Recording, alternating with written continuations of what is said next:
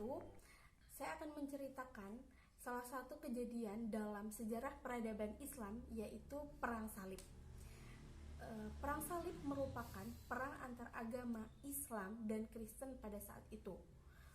Faktor yang menjadi pemicu terjadinya Perang Salib adalah agama, politik, dan sosial ekonomi. Namun faktor utama dari terjadinya Perang Salib adalah didudukinya kota-kota dan tempat suci kaum Kristen oleh umat Muslim seperti Suriah, Asia Kecil, dan tempat suci Baitul Maqdis atau yang lebih dikenal dengan Yerusalem. Perang Salib terjadi hampir sekitar 2 abad, dimulai dari Perang Salib pertama pada tahun 1095 sampai 1101 Masehi. Lalu disusul dengan Perang Salib kedua pada tahun 1145 sampai dengan 1150. Lanjut dengan Perang Salib ketiga pada tahun 1188 sampai 1192. Perang Salib keempat terjadi pada tahun 1202 sampai dengan 1204 Masehi. Lalu Perang Salib kelima terjadi pada tahun 1217 Masehi. Lalu Perang Salib ke-6 terjadi pada tahun 1228 sampai dengan 1229. Lalu disusul lagi pada tahun 1239. Perang Salib ke-7 terjadi pada tahun 1249 sampai dengan 1254 Masehi. Dan yang terakhir Perang Salib ke-8 pada tahun 1270 Masehi. Ada dalam Perang Salib jilid kedua ada kisah unik di dalamnya, yang mana Perang Salib jilid kedua dipimpin oleh Panglima Yusuf bin Najmuddin dari suku Kurdi, atau yang lebih dikenal dengan julukannya Salahuddin Al-Ayyubi. Salahuddin terkenal dengan sifatnya yang humble, penuh dengan belas kasih, dan juga ramah serta agamis. Namun pada Perang Salib kedua, sifat yang sangat baik tersebut menjadi sangat bertolak belakang, menjadi kejam dalam membunuh pasukan salib di Perang Hattin yang terjadi di Bukit Hattin, atau orang Eropa biasa menyebutnya dengan The Battle of Hattin. Pasukan salib saat itu dipimpin oleh Guy de Lusignan, seorang fanatik yang menjadi Raja Yerusalem setelah kematian Sibila, anak dari Raja Baldwin V yang menggantikan pamannya, Raja Lepra Baldwin IV yang dikenal sangat bijaksana. Dalam pasukannya terdapat tangan kanan Guy, yaitu Reynold of Castilian. Jadi 4 tahun sebelumnya Reynold membunuh adik perempuan dari Salahuddin Al-Ayyubi sendiri saat gencatan senjata masih terjadi antara pasukan salib dan pasukan muslim pada saat itu. Dia juga memperkosa dan membantai seluruh kafilah muslim yang melewati Palestina. Kemudian mengeksekusi dan menjarah wilayah-wilayah muslim pada saat itu. Kemudian seolah belum cukup dengan hal-hal tersebut untuk memprovokasi Salahuddin, dia juga berencana akan menyerang kota suci umat muslim, yaitu Mekah.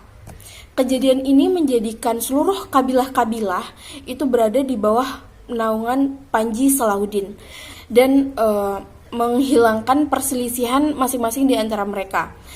Dan dari kejadian tersebut Salahuddin bersumpah, "Aku akan membunuhnya dengan tanganku sendiri," katanya. Sama dengan 20.000 pasukannya, Guy dan Reynold menyeberangi lembah-lembah Galilea dalam musim panas yang terik dan dibebani oleh baju zirah mereka. Baju zirah itu baju perang, yang sama-sama kita tahu baju perang itu pasti berat banget. Di sini Salahuddin sebelumnya Salahuddin sudah mengantisipasi dengan membendung persediaan air dan mengeringkan banyak sekali mata air. Jadi di perjalanan pasukan salib tidak bisa minum sama sekali. Terus menyuruh pasukan panah itu untuk menyerang rombongan yang tentara-tentara yang terpisah dari rombongan mereka. Di tengah perjalanan, mereka baru menyadari nih kalau ternyata yang satu-satunya tempat yang ada mata air adalah Tiberias atau tempat pemukiman pasukan Salahuddin berada. Sampai tiba di Bukit Hatin dalam keadaan yang kondisi yang lelah dan dehidrasi yang luar biasa, pasukan salib berhenti di Bukit Hatin dan beristirahat di sana. Sorak-sorak dari pasukan Salahuddin sudah terdengar dari kejauhan, menunjukkan betapa siapnya pasukan tersebut menyambut kemenangan mereka yang bertepatan pada tanggal 27 Ramadan, yang mana hari suci umat Islam yang pada akhirnya diperingati oleh Salahuddin Al-Ayyubi dengan malam nuzulul Quran, hari pertama kalinya ayat Quran turun di dunia. Selanjutnya pada akhir fajar 4 Juli 1187 berangkatlah pasukan Salahuddin menyerbu Bukit Hatin, tempat pasukan salib berkemah. mengalahkan telak gitu ya, dan tidak menyisakan orang, tetapi beberapa dari mereka ada yang kabur ke Yerusalem. Kemudian Salahuddin membawa 2 tawanan, yaitu Raja Gai dan tangan kanannya yaitu si Reynald. Sedikit informasi di dalam tradisi Arab, jadi kalau orang bertamu di Arab itu memang harus benar-benar dijamu sedemikian rupa. Dia mengamalkan kayak tamu adalah raja gitu. Setelah itu Salahuddin memberi minum yang segar kepada Raja Gai tersebut. Kemudian Gai meminumnya, kemudian memberikannya kepada Reynald dengan gelas yang sama diberikan kepada Reynald. Terus Reynald minum dengan begitu enteng dan santai tanpa perintah dari Salahuddin. Kemudian Salahuddin bertanya, siapa yang mengizinkanmu minum, katanya. Kemudian Reynald hanya bergeming. Salahuddin pun melanjutkan kalimatnya, karena itu aku tidak harus menunjukkan belas kasihanku kepadamu. Seketika kalimat itu usai, kemudian Salahuddin mengeluarkan pedangnya dari sabuk, kemudian memenggal kepala Reynald di hadapan Gai pada saat itu. Gai yang ketakutan dan yakin bahwa gilirannya akan tiba setelah itu gitu.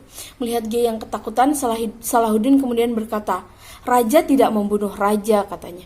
"Mengapa kamu tidak mendekati seorang raja yang agung untuk belajar dari keteladanannya?" Yang dimaksud oleh Salahuddin adalah Raja Agung Baldwin IV, raja yang meninggal karena penyakit lepra. Hikmah yang bisa diambil yaitu jangan menyakiti orang-orang yang berada di sekitar kita. Jangan memperlakukan orang-orang di sekitar kita dengan tidak baik. Tetaplah berbuat baik, karena kita tidak tahu dampak dari apa yang kita lakukan oleh orang tersebut. Mungkin kita bisa mendapatkan ganjaran dari apa yang kita lakukan. Seperti umpamanya kita melakukan perbuatan baik, mungkin akan ada ganjaran baik pula untuk diri kita. Begitu pula sebaliknya. Dan juga jangan mengingkari sebuah janji yang sudah sebelumnya sudah tersebut, karena itu akan merugikan kita dan orang di sekitar kita.